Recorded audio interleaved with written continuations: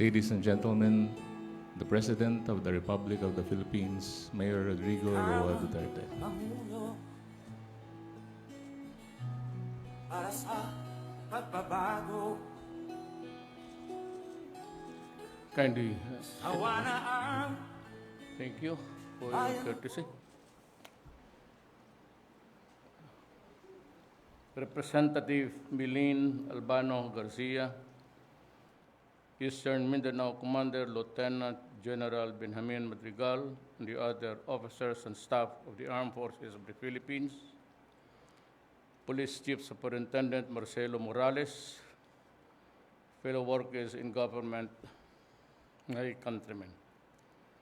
I am pleased to be back home from an engaging interaction with my fellow ASEAN leaders and heads of international institutions at the ASEAN Leaders Gathering in Bali. At the meeting, I reiterated the Philippines' national priorities of inclusive growth, stable and secure environment for economic and integration in the region. I stressed the importance of a stronger ASEAN in order to sustain the efforts towards greater peace, progress, and prosperity in Southeast Asia and its peoples. I stressed the importance of ASEAN-centered efforts. As a regional bloc, ASEAN should capitalize on its strength as a highly competitive region in order to maintain its steady growth path. I emphasize that we should invest in ourselves and within ASEAN. Only when we are willing to invest in ourselves can we ensure resiliency amid the challenges of trade tensions, threats of security and stability, and increasing natural calamities. I personally conveyed to Indonesian President Joko Widodo the Philippines' condolences to the Indonesian people who suffered successive earthquakes and tsunami. In times of need, Indonesia was ready to help. Now we are giving back. That's the Asian way. That's our duty as brother and a neighbor. Indonesia welcomed the humble assistance we caused to the ASEAN Coordinating Center for Humanitarian Assistance on Disaster Management. I also met with Vietnamese Prime Minister Nguyen Xuan Phuc, and this has something to do with the delineation of our boundaries. And I told him that in due time, but it will take a longer period, for we have to establish even our continental shelf limits. We both committed to work more closely to achieve shared goals for stability in the region. At the end of the meeting, the Philippines remains committed to work closely with ASEAN and key global institutions to ensure a peaceful, secure, and stable environment that promotes the greater common good. Thank you. I take a few questions from the media.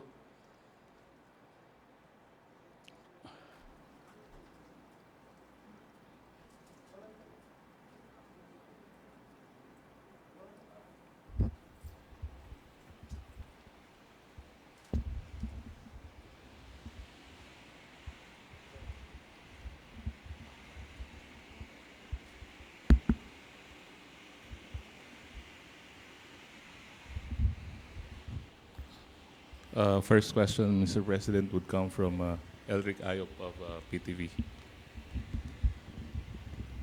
Good evening, Mayor. Nagsimula na po yung filing ng COC sa COMELEC. According to PIDEA, may 86 pa na narco-politicians na probably they'll be filing a COC at the COMELEC. Any plan for this one? Are you going to mention their names again so the people may know? Ito yung sa... No, I will not. This is not a good policy to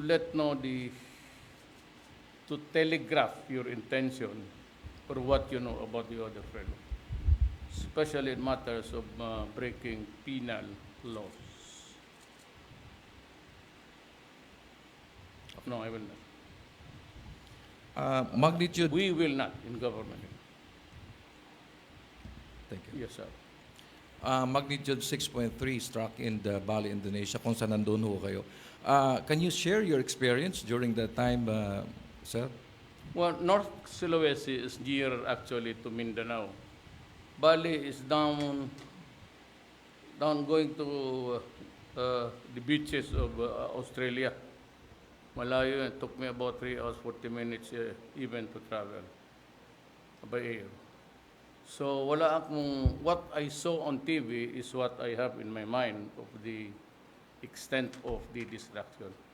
But I grieve also that they have to suffer repeatedly itong earthquakes pati tsunamis. Because they say that including the Philippines, we are part of the circle of fire, and the tectonic plates in this part of the world, Mother Earth is most active. So, yan ho ang doon. Kakaawa lang kasi it comes one after the other. It's a double whammy for everybody there down south. Yes, ma'am. Mayor Mayong Buntag, Ayong today Buntag. is the second day of the filing of the certificate of candidacy. May we know the 12 senatorial lineup for the administration? Again? 12 senatorial candidates for the administration, Mayor. Really? The more, the better. Let at least there's a wider choice for the people. Let the best man win.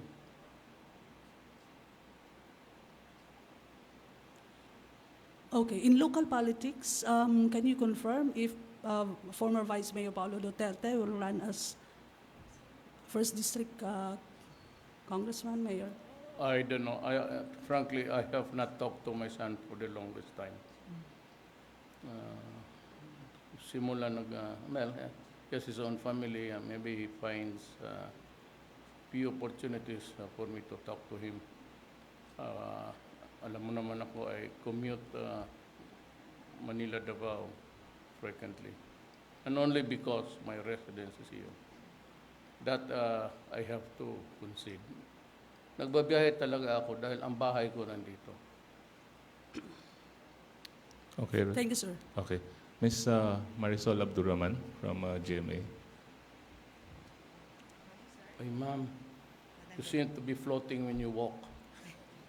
Really? Oh, sorry, sir. Mayor, may we know yung clear-cut guidelines po regarding sa rice importation? Kasi meron na ho mga nagpahayag na it might kill the rice industry in the country. So ano ho ba talaga yung ating policy doon sa pag-import ng rice? Well, that is for Pinyol to come up with the formula. Maybe during harvest time or a little period after that, there must be space for the local products to be consumed, bought and consumed. Then after us comes the lean months, which you have also to consider. The stomach comes first. So the policy of the government is to keep the people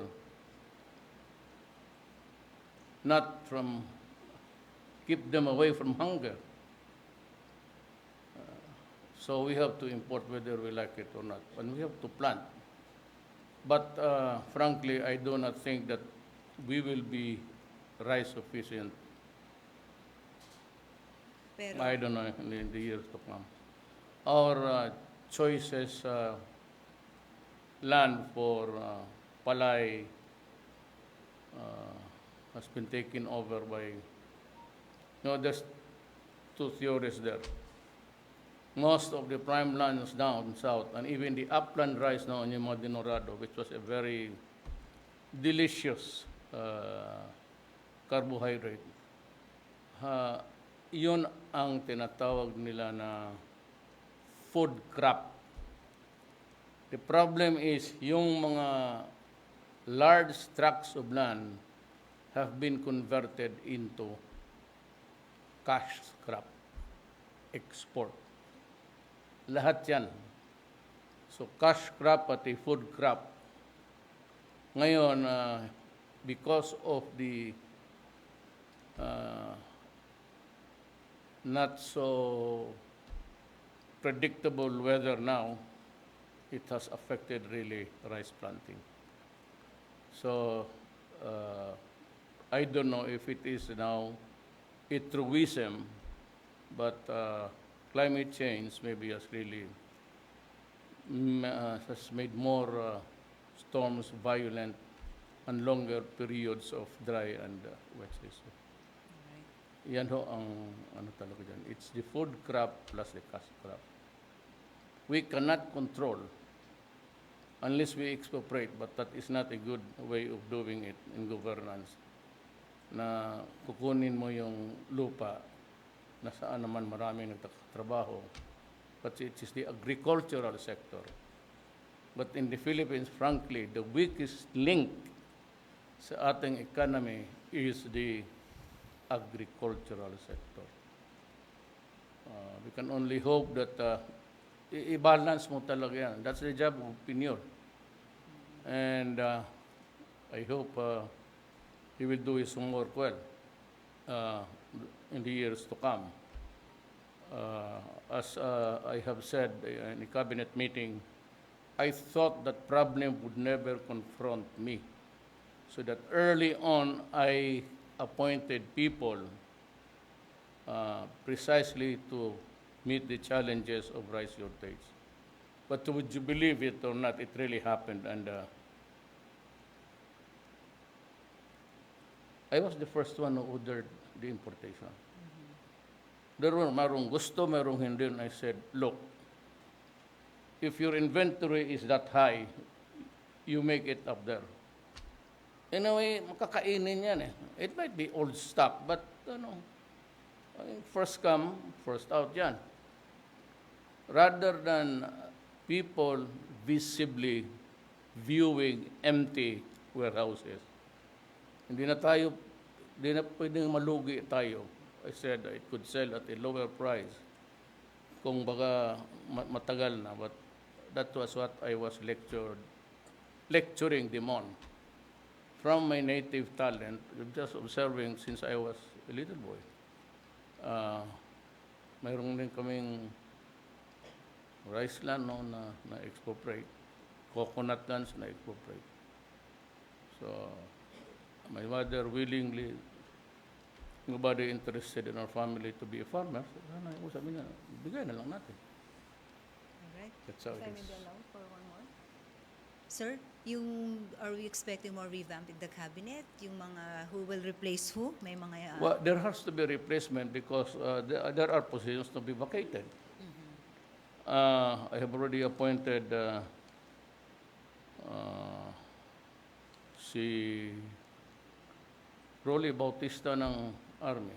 yes. Now, the reason for my penchant in appointing military officers or ex-military officers, I have said it several times. It is not to condemn or belittle the bureaucracy, but up there, sa itaas, I don't mind how they perform down. As long as I have wonder, kapag sinabi ko na gawain mo yan, gawain mo. And I had a very bad experience with a certain department. True to what I said, I had to argue and debate with them for 2 days until I got mad. Talagang binulsit ko. For the first time na uminit talaga yung ulo ko. Sabi ko na, ito na ang gawin eh. You know, kasi yung pera ng national government are supposed to be neutral. Hindi mo pwedeng i-devolve yan sa mayor kasi gagamitin niya ng politika, sabihin niya, galing ito sa akin. And that to prejudice or put advantage to the other candidates, which is not a good example of democracy. Pati yung ibang mga mayor, gusto nila ng bodega nila, doon ilagay i-preposition ng mga goods na relief in case of crisis.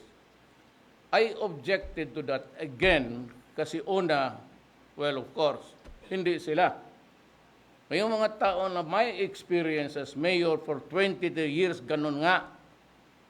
And I hate, in my years, I never claimed any right over isang piso sa... Sabi ko, kayo lang, it's your, you give it directly. You call the mayor, the councilor, vice mayor, barangay captain. O ikaw ang magbigay, then they make sure that the persons receiving are truly the beneficiaries. Kaya kung mayor lang, tawagin lang niya yung tao niya. So with the vice mayor and everybody. And it is not a good practice. You play politics with man. Sinabi ako, tapos na ako sa politika. I cannot run again, so I'm not into politicking. And besides, I've never done it when I was mayor. Delicadeza. I may have a virile mouth and controversial mouth, pero in terms of values, sumunod tayo sa kung ano yung tama. Nobody should take advantage or give an advantage to others. What will happen to the others would run to democracy ito. Yung sweldo niya. Yung intelligence man niya, kung ibulusa niya, ganun ang ginagawa. Unordered funds. But at least sa panahon ko, wag. Thank you, sir. Thank you for the question. Question would come from Ina Andolong, CNN. I saw you somewhere when I The left. other day, sir, yes. Yeah. This is related to what Marisol asked, sir, because a few days ago you confirmed that 6 members of the cabinet will be running or filing their COCs. Can you share with us, sir, if meron na pong replacements doon sa inaasahan ninyong magre-resign? Idea? Wala pa, naghahanap ako. But you know my choices. It has nothing to do with politics. It has nothing to do na I want to ingratiate myself to the military. I don't need that. I was elected by the people, not by the military. I just want military people kasi alam ko na isang utos lang, gaya ng Marawi, gaya ng Boracay, mangyari kaya kung hindi si Mato pati si De Rosaro inutusan ko. Now, kasi sila ang kilala ko. Isang unit lang naman itong armed forces. Sila yung nakilala ko, di sila yung nakilala kong matinong tao. Lahat naman matino. So you mentioned kasi, sir, the other day na meron na po kayong inoffer to replace Secretary Alan sa DFA. I was wondering maybe if you can tell us who that is. DFA, naghahanap ako ng mistiso, kagaya niya, para hindi sila manghimago. Not really. I don't know if I have to, baka ayaw niyang i-announce. I do not have his permission. Mahirap kasi if I give out his name tapos tatanggapin niya. Bong, tawagan mo nga si Tiduboy Locsin, sabihin mo kung pwede bang i-mention niya pangalan dito. Has he accepted, sir? I Teddy don't Boy? know. Okay na? Okay na, sabi niya. This is a more powerful guy. Next time around, don't ask me question. You ask that. So he is our new... Huwag mong kalimutan to. I'm not campaigning, but it's also due for replacement. Naghahanap nga ako, sa totoo lang. Naghahanap ako. Kasi sabi ko, kung tatakbo ka ngayon, do not go into that kind of substitute. Because mabasa ng tao yan. You want one more substitute to be seen in public before me, on the last. Yung akin, Yung aking sinadya ko ba rin yun? Hindi ko siguro. Sabi ko kay Bong, you go and but I will help him. I will help him because he's a friend, he's apo ito ng ni Agostisoro, the late Agostisoro, yung binaril ng NPA diyan sa Davao City Golf. So, sir, just to be clear about it, Sir Teddy Boy will be our next SFA. And also, sir, has Secretary Panelo accepted your offer for him to be your press secretary? For in matters of sartorial elegance, maybe. What do you mean by that, sir? Mga boots na hanggang dito, mga pantalon na in tatters. Tapos ang kasama, binili yan sa Quiapo, sa Visoria. Sabi niya, ano ito, Versace, ito, gago. Ha? Ayan yung, minsan, sana wag ka lang magalit, totoo naman to. Hindi kita talaga maintindihan. Minsan, in one of gala dinner after an international conference, where was that? Dumating si Panelo. Wala, of course, lahat nakabarong.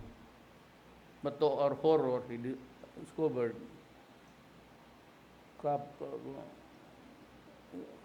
yung ano mo,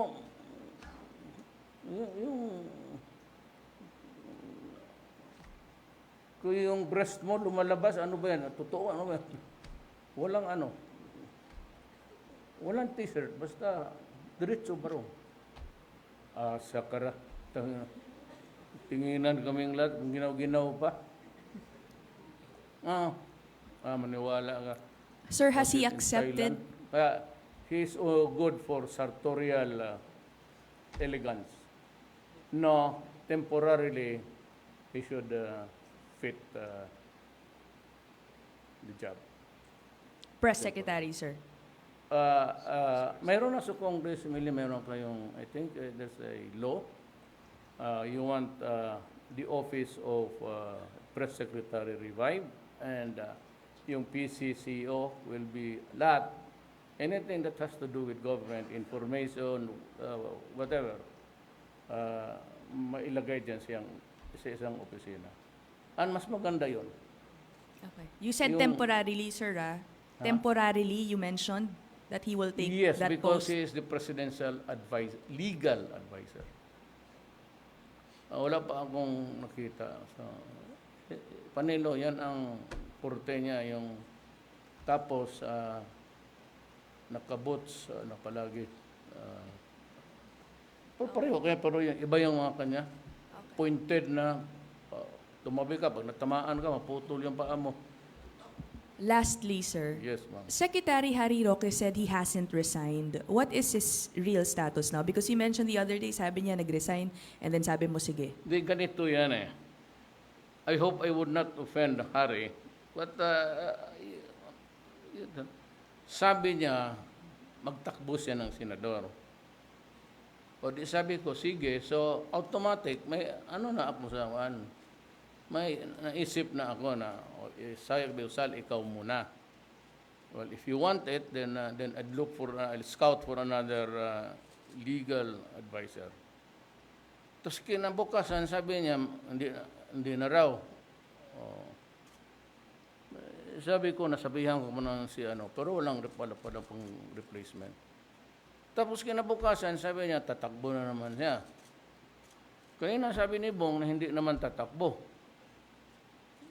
Mukhang, the flight was smooth. When we were talking about it kay Harry, bigla akong nahilo sa So, saan ba tayo pupunta nito, Bong? I'll just talk to him. Better. Ano ba talaga? Tatakbo, hindi, tatakbo, hindi, tatakbo, hindi. Pabuti na lang yan 2021, tatakbo ulit. Mas longer space to make the choice with finality. Thank you, sir. Kung wala nang iba, there was one pressing issue. I hope it gets. I would not say, I do not know. I must confess I do not know whether it has become if, effective or it is now in the pipeline for legislation. But ulitin ko, ang Pilipinas kasi was one of the unfortunate countries na ayaw ko paano ginawa ni God. I'm talking about my God, not somebody else's God. My God is personal. Akin lang yun. I do not share it with anybody. But after the World War II, there was a massive rehabilitation. And one of the cities most devastated was Manila. And there was the Marshall Plan, but it was geared towards Japan. I would like to guess that will advance the theory that because maybe of their the horrors that were inflicted in Hiroshima and Nagasaki, and it was much really an atomic war is an infliction of genocide. Yan ang genocide. Itong human rights na ICC, mga bugok. So, genocide. Namatay yung criminal dyan, genocide. Tapos, ang problema ngayon, Indonesia, Malaysia, and Brunei, to their maybe good fortunes, meron silang oil. Tayo po wala. So everything you see in this room, including that mat there, pati dito, is a product of oil.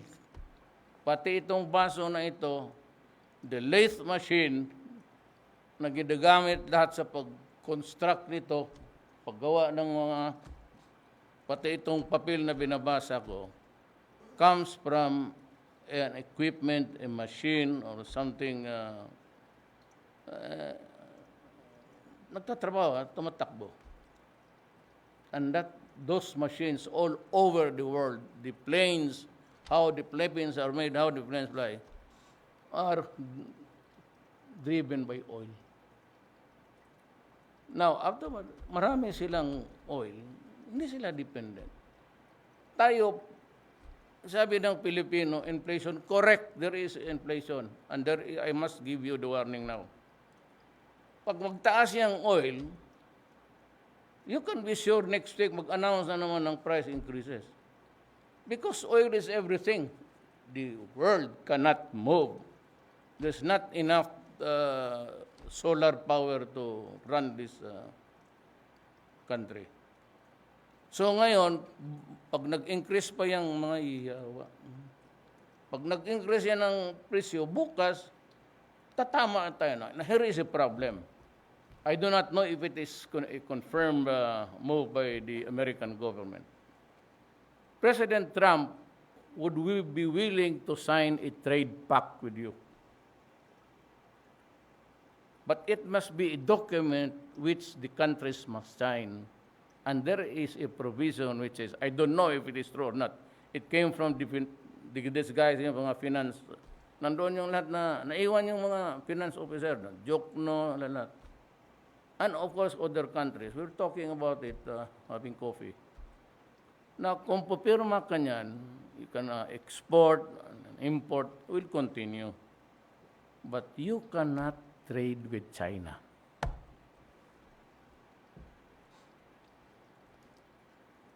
Sige daw, try to solve the problem.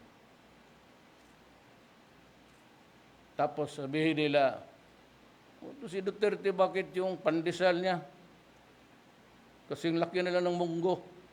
Ano bang magawa ko? Wala nga tayong oil eh. The oil that I experienced spurting out from the soil of Philippine territory yung sa Alegria.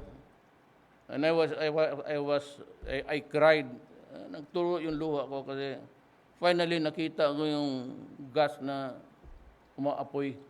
Pero isa lang. Hanggang yun, isa lang. Pang-kerosene lang yun sa Cebu. Gano'n ang patay tayo. No, this is not the end of the story, guys. Sabihin niyo, panahon ko talaga maghirap. If things will move forward in accordance with the present calculations now, talagang sa panahon ko maghirap tayo. Kung magwala kayo, lahat na tayo. Magwala na tayong lahat kasi ako apektado rin. Yan ang problema ngayon. Si Trump, kaibigan ko. So, kung makita lang naman kami, sabihin ko, paring Donald, ano ba namang, pati Pilipinas niyan. CRA have a limited market suddenly. Now, China buys everything from us. When I assumed my work as in the national government, everything was all right already. Baski anong ipagbili mo sa kanila, bibilihin nila. Ang Amerikano naman, historically, may umbilical cord tayo, lalo na mga military, the police, they go there to train. So have this brotherhood bond. So malapit rin tayo doon. Ako man, hindi man ako nanonood ng Shaolin na ganun-ganun, hindi ko maintindihan yung salita nila. Dito ako sa Amerikano, so that's the problem. Sir, last, what are your expectations from Teddy Boy Locsin as your new Foreign Affairs Secretary? And second, sir, is it true that Secretary Martin Andanar will replace Secretary Francis Tolentino? Paano? First, to your question, I do not even know if Tony Boy has agreed. Siya. Sabi po ni Sir. Siya sabi niya. Huwag mo akong tanungin. Siya yung kung palpak na balita, yan, si Senador Go. You said it the other day, sir, that he accepted. Second, Martin Andanao should be around. Siya, palit-palit sila, pero there must only be one press secretary. And historically, talaga yan, it was addressed as a press office, press secretary. Yun ang connotations ng the word. Will he be political advisor, presidential advisor for political affairs? Si Andanar po. Political advisor ko? Replacing Secretary Tolentino, who is, as you mentioned, running. Disgrasya tayong lahat ng political advisor. Talo lang. Tanungin mo nga kung nanalo pa siya ng eleksyon ni minsan. Biro lang yan. I'll consider everybody. Last na yun. Thank you, sir. Okay. Wala na. Mayor, one more. Dayan Ventura from UNTV. Dayan. Anong ka, ma'am? UNTV, sir. UN. Yes. Good morning, sir. I would just like to ask, sir, if... Palakas-lakas sa mga kulit. Yes, sir. Follow up lang po sa question ni Ma'am Ina. Have you decided po, sir, as to what position you will be placing Mr. Harry Roque po? Have you decided na po ba? Sino si? Harry Roque po, sir. Mag-usap pa kami, ma'am. Kasi baka ngayon mag-usap siya, tapos bukas iba na naman. Takot na ako eh. Baka magkabali ko. Hindi takot ako mapahiya sa mga tao. I mean, I don't mind I'm in the law because it should be something like a private thing. The choices or how to move forward. But the problems kung mag-announce ako ngayon, hindi ko pa siya nakausap, baka mapalpak ako. Kasi yung pa naman ang ginamit niya, he was kept in the dark. Announce ko pala na tusukin ako dyan sa Ganito yan. Dito sa Davao, last month, meron na akong colonoscopy, pati endoscopy. to clear matters dito sa Davao. Tapos, sinabi ko ang totoo.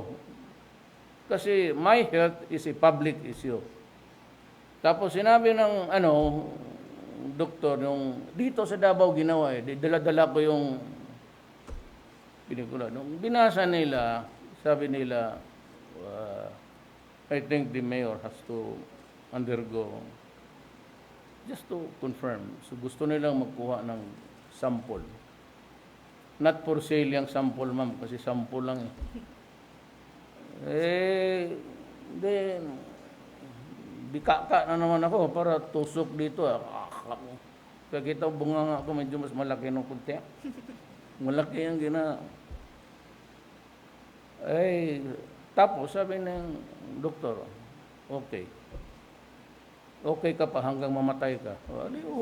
Okay na yan. There's enough time for that. Sabi ng doktor, okay ka pa hanggang mamatay ka. That's good enough. Okay?